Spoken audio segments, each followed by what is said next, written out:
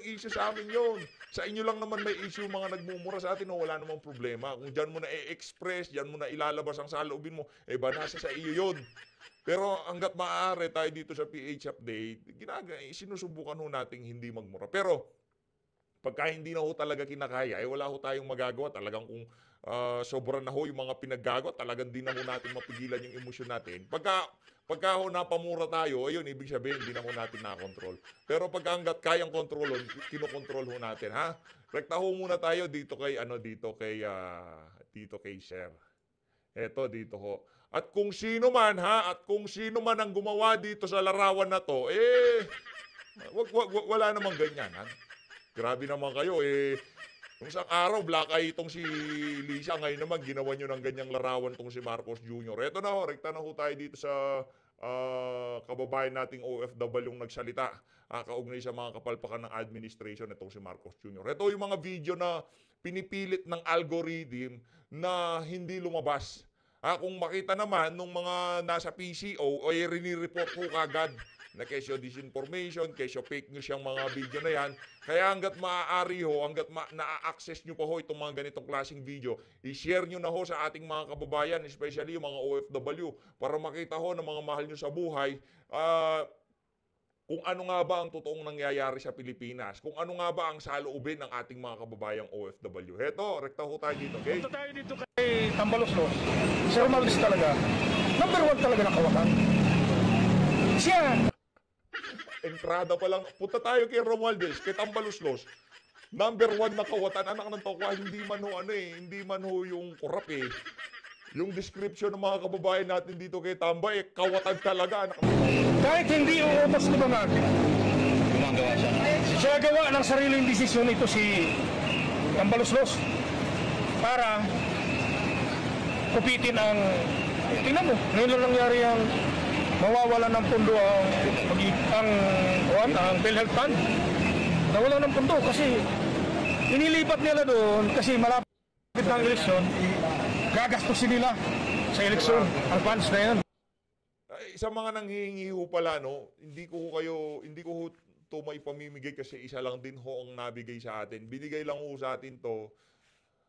Ngayon, subukan ho nating magpa-print ng ganitong t-shirt at yun ho ang ating ipamimigay. Pero hindi ho natin pwedeng ipamigay ito, mga kababayan. Kaya nagkaroon ng impeachment kay Sara. Kasi ang involved dyan, 150 million. 150 million kada pipirma sa impeachment. Grabe, no, mulat na mulat yung ating mga kababayan kung ano talagang nangyayari sa ating bansa, no, ibang klase, oh. Pagka yung mga ordinaryong Pilipino, ganyan na ho ang mga sinasabi sa pamahalaan, kailangan na ho siguro makinig nitong si Marcos Jr. Doon sa mga lumalabas na mga ganitong klaseng video. Pagka ho kasi inignore ho nila ito, pagka hindi ito ang kanilang inasikaso, kung paano maayos ang pananaw ng mga kababayan natin kung paano magpatakbo ng pamahalaan itong si Marcos Jr. Baka hindi ho matapos yung 3 taon. Yung natitirang 3 taon itong si Bangag, baka hindi ho niya matapos. Sa tingin ho natin, baka malamang sa malamang hindi niya ho matatapos. Kasi ngayon, kada linggo, halos araw-araw nakakakita ho tayo ng mga ganitong klaseng video. Sa totoo lang. Ito ho, hindi mga kalye survey ito. Kumbaga naghuhuntahan lang ho sila sa karsada, nagtatanungan lang. Kumbaga, ano bang sa tingin mong kumusta naman ang pamahalaan ni Marcos Jr.? Hindi ho yung tara-tara nagbibilangan kung kanino ka ba, Team Duterte, Team ganito. Ngayon, yung mga naglalakad sa karsada, ganyan na ho ang iniisip nila dito sa administrasyon itong si Marcos Jr. Kaya sa tingin, sana pagpatuloy nila yung mga kapalpakan nila na yan para talagang maligwak na ho sila dyan, no? Kasi pagka naligwak na ho sila, siyempre, sino uupo dyan? Si VP Sara na. Kaya ang pera dyan sa impeachment niyan, ang involved talaga, pera. Pagkantakbo sa kandidato, kahit nga kapatid, pagkakanulo dahil sa pera. Kaya kayo, mga kung tong-congressman, bagay sa inyo na tawag, kurakot congressman, mga kurakot congressman na pumirma sa impeachment, puro kayo kupal. Bakit ka mo? Kupal number 1. Malupit itong si Sir. matindi ho. Kaya pinapakita niya sa taong bayan. Ngayon alam na natin kung bakit wala na yung original copy nitong video na to. Ano na ho, tinake down na yung original copy. Kaya pakishare ho ng video na to para mas maraming makapanood sa ating mga kababayan kasi wala na ho yung original video. Kunyari pa kayo impeachment. Alam mo ba ang presyo ng impeachment? Magbabayad pa yan sa Senado, nagbayad sa Kongreso ng 150 milyon. Aakyat pa yan sa Senador. Mas mahigit pa ang bayad doon. Pag dumating niya ang impeachment na yan. So siyempre, Sir, to clarify lang, sino ba yung mga congressman na kilala nyo? Grabe no, yung alam ho nila pagka merong impeachment, ang pumapasok sa utak ng mga kababayan natin, business ho talaga. Kaya yung sinabi nitong si senatorial candidate Norberto Gonzales na talagang negosyo yung impeachment na yan, hindi lang ho pala ano yan, kumbaga hindi lang ho yung mga nasa loob ng politika, nasa loob ng pamahalaan, ang ganun ang pananaw nila sa diyan sa impeachment na yan. Pati yung mga ordinaryong Pilipinong nasa karsada, pati yung mga OFW, talagang nakikita nila yung impeachment na yan nitong si BP Sara para malumpo itong si BP para hindi makatakbo sa 2028 at business ho at talagang perahan, ika nga, bayaran ho ng pirma at bayaran ho ng desisyon sa Senado. Pumirma at nabayaran. yung si Dalipe. Tambalos-los. Alam mo na yan kung sino yan. Yan yung hayop na Marcos na bata. Sandro. Kupal ka. Tarantado, hindi may lilimin yung senior na Marcos. So hindi dahil dito. Ang dami ng dumana presidente, Cory, anak ni Cory, Ramos. Estrada, Ramos, Arroyo. Gloria. Arroyo. Hindi na ipalibing yung hype na si Marcos. Grabe naman itong si Pambihira talaga, pagka naman nakakita ka ng ganitong video, di ba? Yun talaga, literal. Para dito kay Sandro, kay Charis, makinig ka. Dahil nakalimutan mo ata kung gaano natagal na buro yung lolo mo diyan sa Paway, Ilocos Norte. Di ba diyan sa diyan sa Paway sila na di ba na binuro siya doon ng ilang taon, di ba? Hindi siya malibing-libing.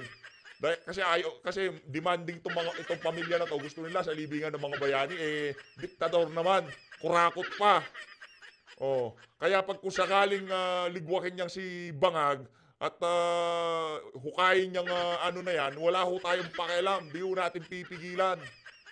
Nung una talagang nung nag-decision si Tatay Digong, suportado namin kayo Ano naman, sabi ni Tatay Digong libing, walang problema yan. Di ba? Ngayon, sige. Kahit hukayin yan, itapon yan, duro wala kaming pakialam. Ng toko, binwisit nyo pa talaga yung mga taga-suporta ni Tatay Digong. Kahit ito, real talk lang to. Hindi ho tayo, pagka kunyari ginagawa na, hinuhukay na nila. Baka nga hindi man natin i-content ay hinuhukay na, bahala kayo dyan. Pero para magbigay pa kami ng saloobin namin dyan sa mga labi nitong senior na to, wala ho tayong pakialam. Ganyan ho ang galit ng sambayan ng Pilipino ngayon dito sa pamilya na to. Kung dati nagagalit ang sambayan ng Pilipino dahil diktador, kurakot, human rights violator at kung ano-ano pa, ito isa lang kinagagalitan natin. Binudol ho sa bagay, nagpabudol naman si BP Sara. Linoko ho nila sambayan ng Pilipino. Binudol ho nila. Hindi ho nila tinupad ang kanilang mga pinangako nung nagdaang kampanya. Si VP Sara ngayon nakikita natin hanggat maaari sa abot ng kanyang makakaya, sinusubukan niyang tuparin yung kanyang mga pinangako nung panahon ng kampanya. Pero itong mama na to, ni subok wala ho siyang ginagawa para maisa katuparan yung 20 pesos na bigas, 6 na milyong pabahay, continuity, diba? Independent foreign policy. Yan ang dahilan kung bakit ho siya naupo. Hindi sa ano pa mang kadahilan na Kesyo Marcos ka. Hindi ho. Dahil nangako ka na itutuloy mo yung mga magagandang naumpisahan itong si dating Pangulong Rodrigo Duterte. Yun ho yun. Pagdating kay Digong, easy. Ipinalibing dahil tinuring kayong kainigan. Pero sa uli, malasubas kayo. Nako, mga traitor. Yung pa, yung ang dami yung pinakikialaman sa fan. Yung pan. Ang mainit na mainit itong yung PhilHealth. Pero galing na tayo doon. Pero dahil sa impeachment, lulubo ang pera dyan kasi ang senador, babayaran din yun Kung 150 sa Kongreso ang bayad, Ay pagdating ng Senado, hindi yan papayag sa 150. Aakyat yan, baka 250 billion pa. Para ma-impeach si isa. Sir, to clarify lang ulit, sino ho ba yung mga senador na kilala nyo at alam nyo na tuminama doon sa... Ay, yung hayop na Hontiveros. Bihira itong si Sir. Matindi o bumalagbag tong si Sir. Ha? Matindi o ang pagkakadescribe niya dito kay Ontiveros. Hayop daw ho siya. Anong klaseng hayop si Ontiveros, Sir? Pero niya, Coco Pimentel. Sasama yan. Kasi, puro yung mukhang pera eh. Kaya pala sir, panay atat sila sa simula na daw yung impeachment agad.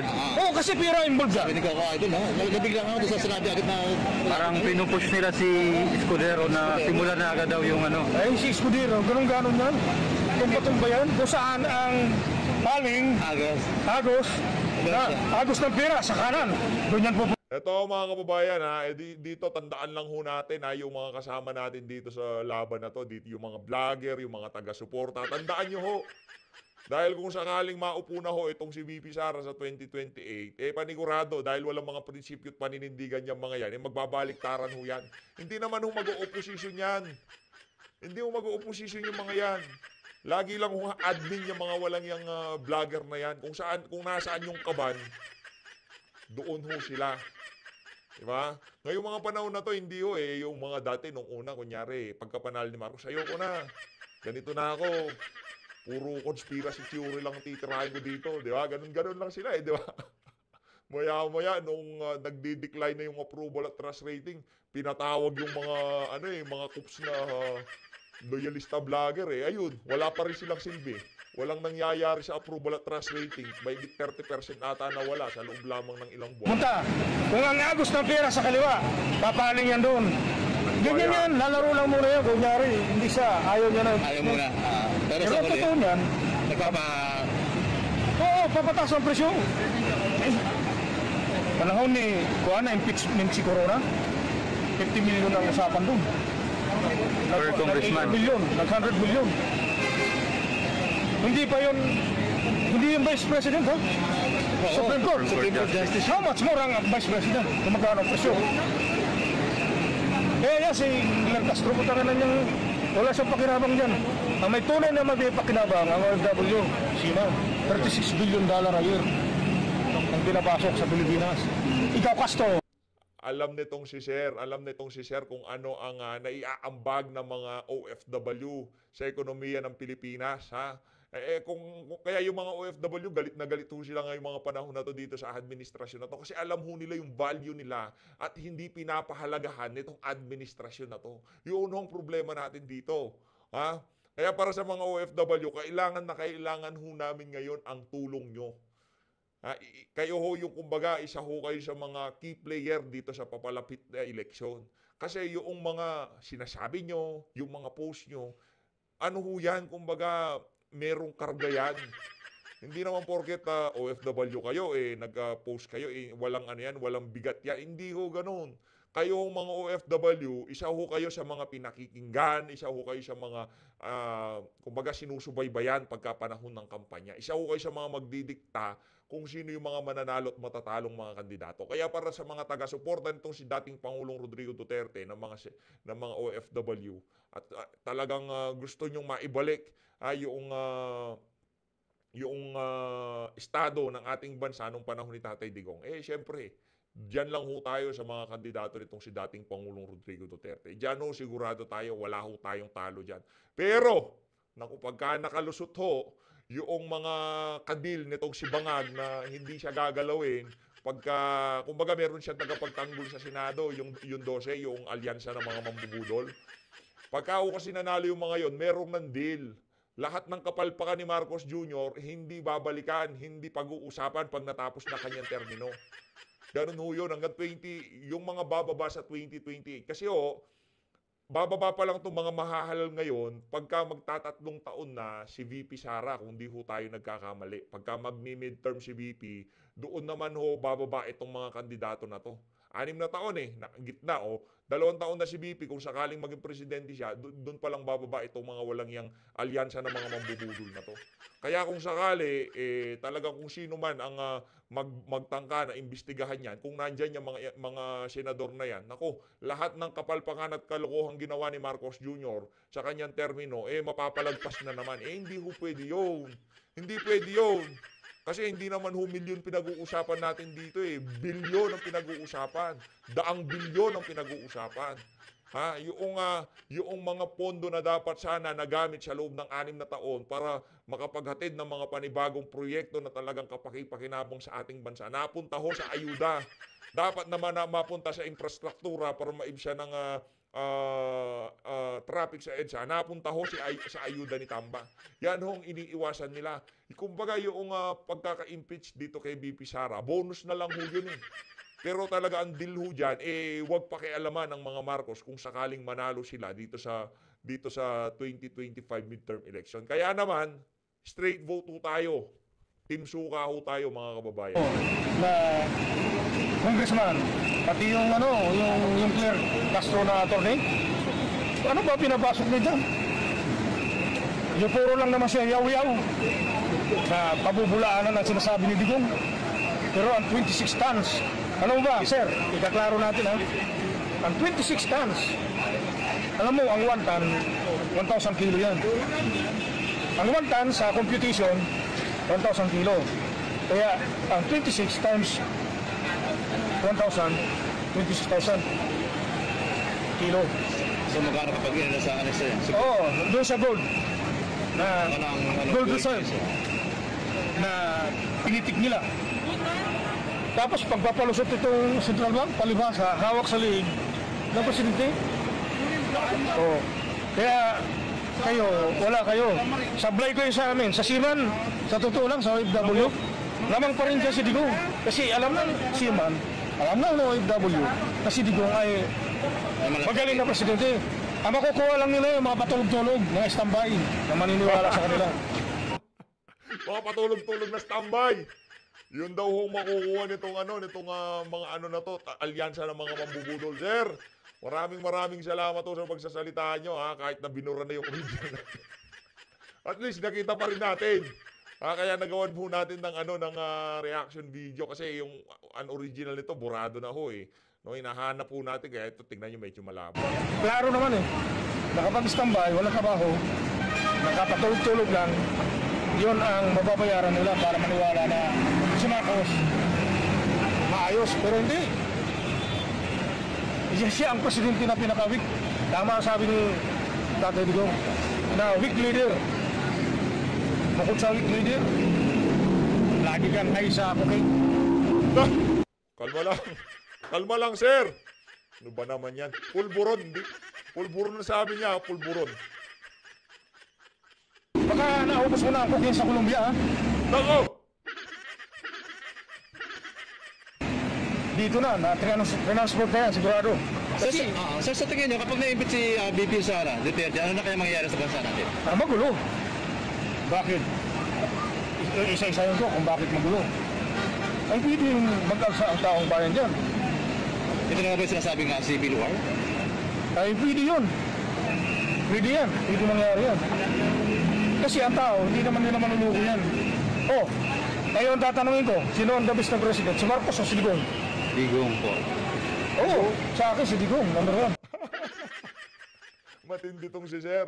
Siya ang ini-interview, nag-init siya Tanong kayo ng tanong, sino? Tingin nyo, sino mas mahusay? Sino? Digong o... Kasi OFW din ako, sir. Yung passport ko 10 years na. Oo. Malaking tulong yung pila ka dito. Ang hirap kumuha ng schedule sa DFA. Pagod mo yung Hirap. gastos mo, yung effort na gagawin mo. Pupunta ka na sa alauna ng madaling araw para mauna sa pila. Oo. So, ngayon, sa usapan ngayon, ano talaga, yung hayop na Marcos na yan, yung tong bata, kung to, ubod ng yabang yung animal na yan. Magpakino.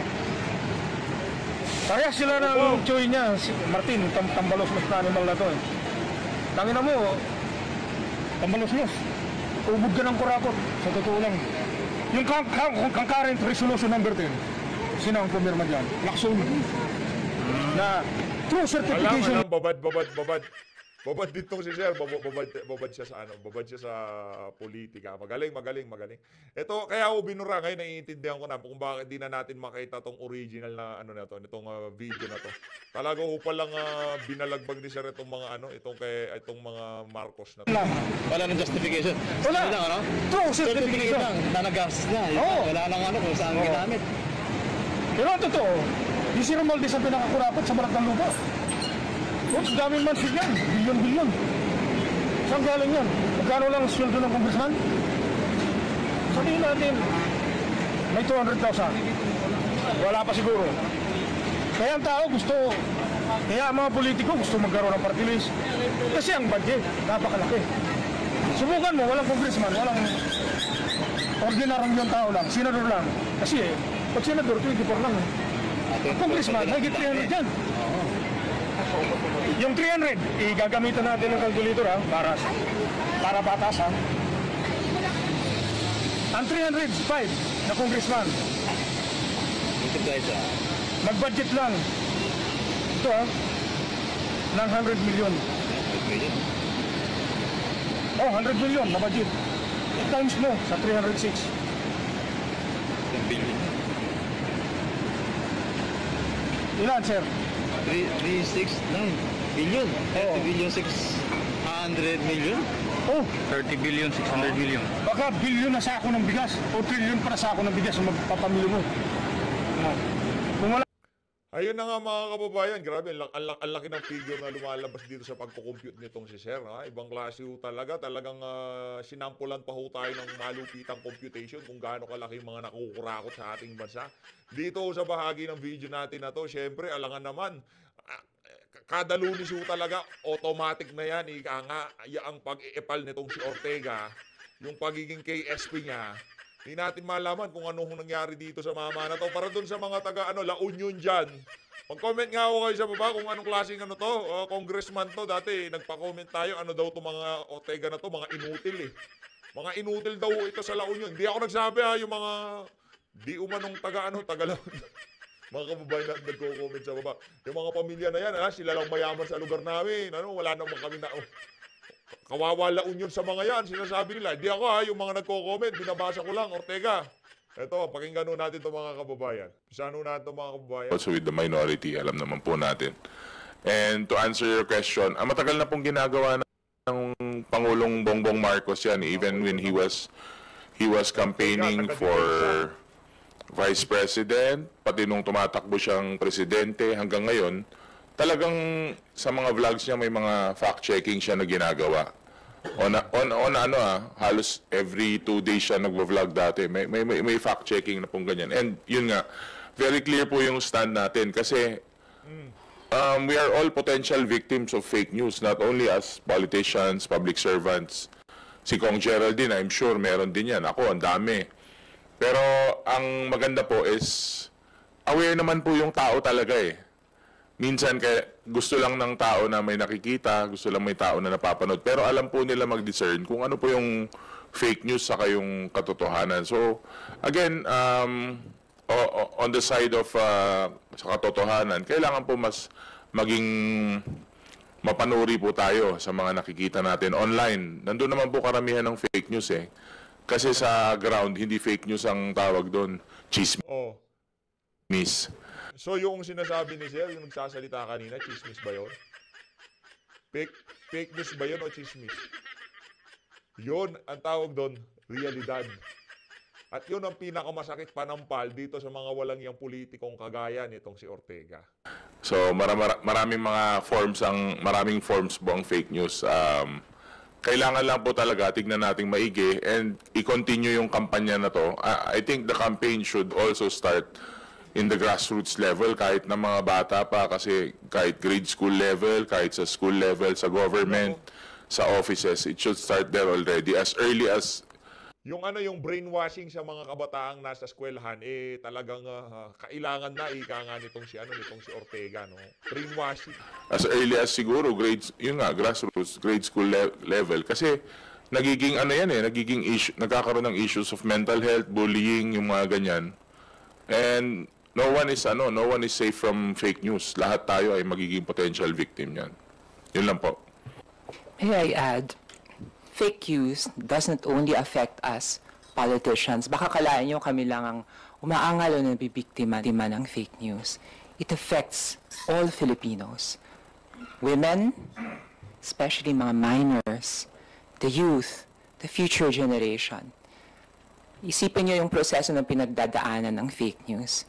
It is created, we call it malinformation, with a malicious intent to distort reality, to distort the truth. If you raise a generation that believes a lie, a falsehood, how can you create a stable future for our country? Yun ang problema, Geraldine Roman.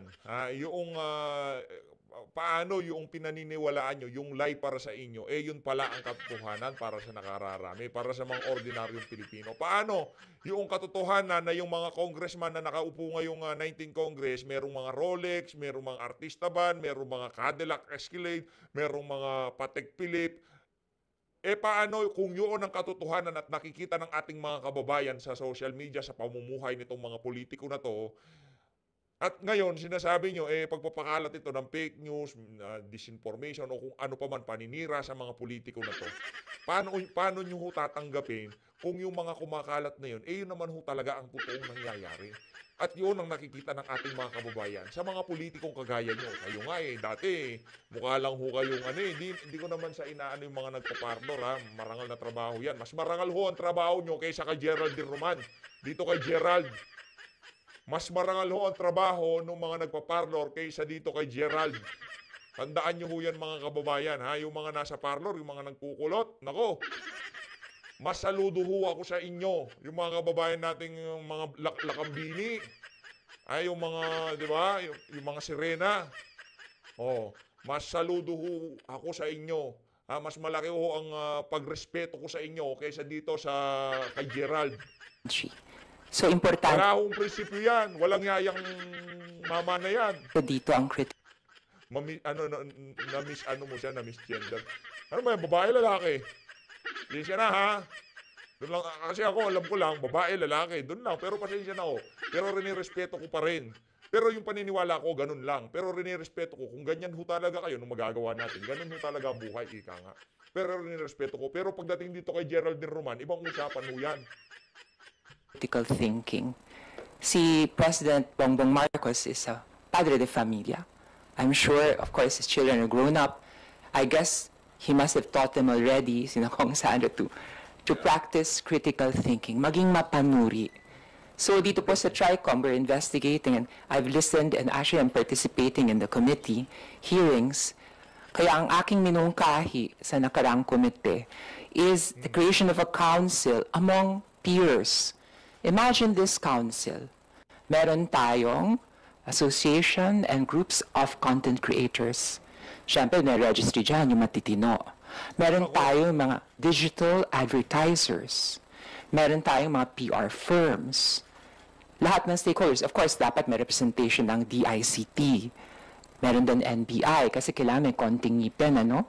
Meron tayong representatives from the different social media platforms like Facebook, Instagram, X, what have you. And then this group will come up with their own code of ethics and standards. That has to be followed. Ito rin ang magiging tampulan ng mga magrereklamo na nabibiktima ng fake news. Tapos, Hindi, mali yan. Kahit anong sabihin mo, Gerald, mali ang gusto nyong mangyari na yan. Ang social media parang umpukan sa kanto yan. Parang kwentuhan niya ng mga magkakabarkada. Parang usapan niya sa kanto na kung saan napakaraming niron at nakikisangkot sa kung ano man pinag-uusapan. Kumbaga ano talaga yan, kaya nga pagka ginawa ho nila yan, talagang masisiil yung ating freedom of expression. Kumbaga bago ka makapag-express sa social media, dapat accredited ka muna doon sa gustong gawing body nitong si Gerald at nitong si Ortega. Kailangan nyo muna kailangan nyo muna mapasama, magrehistro, magpasailalim doon sa mga naratibo nila. So hindi na magiging social media, para na ho tayong GMA, para na ho tayong ABS. pati yung mga kumukonsumo, kailangan din magpunta doon. Kasi pagka natripan mo, ikaw naman syempre sasagot ka eh. Di ba? Ganyan sa social media, sagutan yan. Kumbaga, patindihan ng mga punto de vista. Ganun ho yun eh. Kunyari ako, di ako vlogger. O, napanood ko tong content na to. Binabanatan tong si Tatay Digong. Talagang Duterte Dayahan supporter ako. Ngayon, bumira ako sa social media, pinagmumura ko tong mga bumabanat kay Tatay Digong. So, ano na ho yun, mananagot na ho ako dito sa ahensya o grupong binuo nitong mga walang yang congressman na to. Gayun, hindi naman ako full-time vlogger. Hindi ho talaga pwedeng mangyari yung mga gustong ano na yan, maipatupad itong mga walang yang congressman. They will fact check. Do they have the technical means? Yes, I've interviewed journalists and content creators and AI groups nga pa rin, kasama dyan sa council na yan. They have the technical means to find out within 48 hours if a piece of content is true or false. Now, ano gagawin natin once found to be false or if a flag ngayon ito? And by law, we will require the social media platforms to flag these pieces of news or content as fake. Para at least alam ng taong bayan. Nakikita nyo minsan doon sa FB, merong parang annotation, ito ay hindi makatotohanan o kulang, hindi balansadong piece of information. So, the key is self-regulation. Because alam niyo yan, bilang media practitioners, the right to freedom of expression is sacred. It is something constitutional. So when we legislate, we always try to find the least restrictive means para wala tayong conflict. Dahil syempre, naniniwala tayo na pag merong kodigo, code of standards, code of ethics, na susundan, binibigyan ng konting ngipin ng isang grupo na hindi naman government-controlled, ay maging effective yung pamamaraan nito para labanan ang fake news. So, yan po ay inihain ko sa nakaraang committee hearing. Pero patuloy pa rin kami. We want a more complete picture. Sana yung ibang kumbidado na mag-attend sa aming committee will set aside their, I don't know what to call it, paranoia, and join our committee para mapakinggan sila. Maganda kasi yung tinatakbo nung TRICOM kasi nga sabi kong anong statement. Maganda daw. Maganda yung tinatakbo ng TRICOM, yung lumalabas yung mga kabubuhan ng mga congressman. Maganda daw ho, sa'yo. Ko before na nung nabigay sa kapangyarihan itong sa mga tao tong social media, para kang meron kang something na so powerful na pero nung nagawa ito, parang wala siyang code of ethics nga talaga. Mali. Hindi nyo talaga naiintindihan ng social media. Kahit gaano pa ka-powerful ang social media, kung puro basura linalabas mo, walang manunood. Ngayon, pagka merong content na nagbabiral, pinapanood, ang daming nakikisangkot sa pinag-uusapan, magtanong-tanong na ho kayo, mag-isip-isip na ho kayo. Bago nyo gipitin yung mga nagsasalita, tanongin nyo yung mga sarili nyo. Nasa tamang side ba ako ng kasaysayan dito sa isa na to? Nasa tama ba ako dito sa issue na to? Tama ba ang mga pinagtatanggol ko dito sa isa na to? Yun mo muna. Bago nyo banatan yung mga vlogger, bago nyo banatan kung sino pa man, siyasatin nyo muna yung sitwasyon. Huwag ko kayong bira ng bira kagaya ng ginagawa nitong mga walang yung congressman na to. Imbis na pakinggan yung mga vlogger, imbis na kumbaga abutin nila kung bakit ang daming nanonood dito sa particular na to, political vlogger. Bakit kaya pinagkakagulan? Bakit kaya pagka nag-upload, automatic napakarami nagko-comment OFW, ang dami nagko-comment sa ating mga kababayan. Bakit di ko kaya ganun mag-isip itong mga politikong kagaya ni Ortega? Like na pag hindi mo naman sasabihin ng harap-harapan yung mga masasama sa sasabihin ko sa harap mo, Ortega, bakit nag-hate ka? Tawag ka mag-hate. Irresponsableng sinasabi. O kaya sasabihin ko, unahan na kita, sasabihin ko sa'yo, fake. You're fake. Fake you. You fake. Fake ka, fake you. Yan. Fake you. Yan. Baka sabihin niya, O kaya fake news. Pero karamihan naman po nga, trolls sila. o kaya mga hired mercenaries. Kaya nga nakakalungkot nga. Ano mo? Anong hard mercenaries? Ano ka ba? Anong hard mercenaries? Diyan kayo magagaling, mag-aakusa, pero pagka hiningan ng ebidensya, yun, tiklop. Nananahimik ko itong mga walang yang to pagka hinihingan na ng ebidensya. Po, kasi itong mga taong to, employment din ang hinahabol nila eh. Kailangan nila ng pera, kailangan nila ng trabaho, pero they're doing it in such a way na napaka-irresponsible na it's getting out of hand. Not only towards politicians, public servants, ginagamit din po to. Halimbawa, may kaaway yung isang estudyante. Hindi kailangan ito Ito, diretsuhin ko na kayo Yung mga malalakas mag-views dyan, alam nyo sinasabi ko. Kukunti lang naman ako Nandyan yung mga malalakas mag-views. Huwag na ako tanungin nyo. Tanungin nyo yung mga kasama natin dito. Kung kailangan nila yung padulas, pakimkim nitong mga politiko na to. Tanungin nyo sila. Para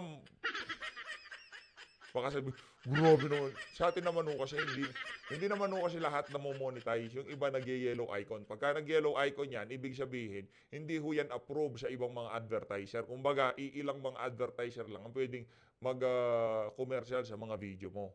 And atin laging merong yellow icon I-fake news siya, ibubully siya, cyberbullying, itotroll siya ng mga kaaway niya to the point na ayaw nang pumasok ng bata. So talagang socio-cultural po yung problema natin na to hindi lang po sa politika. Kaya nga nakakalungkot na ganito na po yung napuntahan. Tapos parang ang saya-saya pa ng mga ganitong tao sa ginagawa nila. Kaya sobrang nakakalungkot na it's not the real, hindi yung totoong sarili nila yung pinapakita nila dito Kumbaga nakamaskara kasi sila sa social media. So, yung mga trolls, yung mga masasamang intention, mga fake news kayo. Fake you. Nagpapakawiti siya Tipong nagpapakakul. Mahilig magpakul. Mahilig ka bang magpakul, Ortega? Nantoka. Comment na, yung mga taga-La Union, sigurin na to si Ortega. Yun na nga Tama si Paolo. It is precisely ang kakulangan ng mga patakaran na sinasamantala nitong mga trolls. So, sinasamantala nila yung anonymity para sabihin kung ano yung gusto nilang sabihin. And usually, pinabayaran sila. They're paid to say things that are false and unfair. They target, hindi lang kami mga politiko, businessmen. Di ba hindi nakikita? Minsan si Doc Willie Ong, bigla na lang through AI, nagbebenta siya kung ano-anong mga products. Yan, nabulin yung mga yun. Mali. Si Doc Willie, yung mga pinipake na mga sikat na personalidad sa social media at ginagamitan ng AI, pwede naman lang habulin. Saka yung mga produkto nila, di ba? Madali lang naman yun Ang bilis lang naman madibang, di ba? Magla-live si Doc Willie. Mga kababayan, hindi ako nag-aano nito Hindi ko to binibenta. Yung mga nagpapakalat sa social media, wag ho kayong bumili, mapanganib po yan sa katawan. Tapos ako usapan. Mabilis i-debunk. Yung mga Cadillac, mga Rolex, mga di ba? Yun, mahirap i-debunk yun. Mga artista ban, mga Lamborghini, di ba? Mga Ferrari. Yun, mahirap i-debunk yun. Mga Rolex, mga Richard Mille, di ba? Hindi madidebunk yun Pero yung mga peking sinasabi niya dun sa mga ginagamit yung mga sikat na mga vlogger, yung mga doktor o yung mga, di ba? Ito, hindi, huwag yung bilhin to. Hindi totoo to. Hindi ho ako yan. Tapos ang usapan. Kayo, anong gagawin nyo? Yun. Ipatawag ang mga vlogger. Yun ang problema natin dyan. Si Doc Alvin, halatang nagpa-follow ako ng mga reels, no? Pati rin si Dr. Vicky Bello, kahit hindi niya produkto binibenta. So, there are economic repercussions. Also, mga apektado rin, sabi ko nga, yung mga kabataan, So, yun ang gusto. Ang dami ho talagang tangang congressman, Ito si Gerald, masyadong itong si Kuyang Gerald. Gusto namin sa TRICOM, maghanap ng patakaran, and hopefully, it will come from the practitioners themselves, the stakeholders themselves. doon tayo papasok with the registry of content creators. Pag may registry ka, kung meron kang several accounts, i-register mo yan. Pangatawanan mo, bigyan mo ng pangalan. O kahit meron kang nom to Ang tanga nito si Geraldine Roman.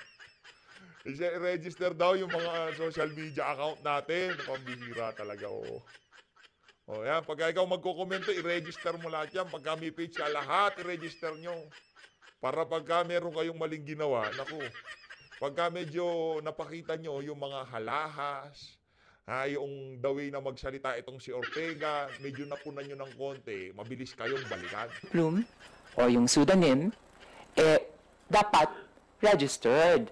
Para hindi naman yung Diyos ko Lord, parang wild, wild west ang ating social media. You know, malungkot. Pagka ginawa na yan sa ibang bansa, baka maniwala pa ako, Geraldine, Brother Gerald, ha? Pagka ginawa na yan sa ibang bansa, sa kanya lang ho, ha? Hindi ko disrespect yung organisasyon o yung mga kinakapaloobang grupo nitong si Gerald. Sa inyo, malaki pagrespeto ko sa inyo. Pero sana naman, ha,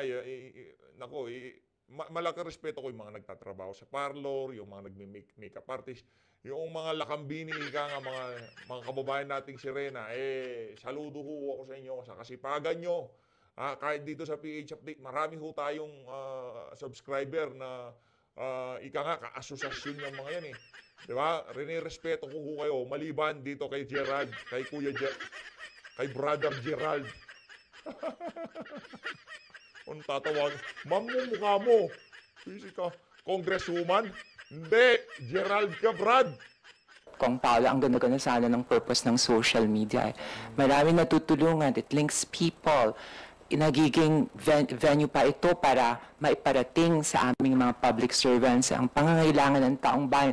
Mga reklamo which are valid. Pero dapat, kung magre-reklamo ka, yung fair naman. Backed by facts, may supporting evidence, at hindi naman irresponsible, no? So, ito po ang pakay namin.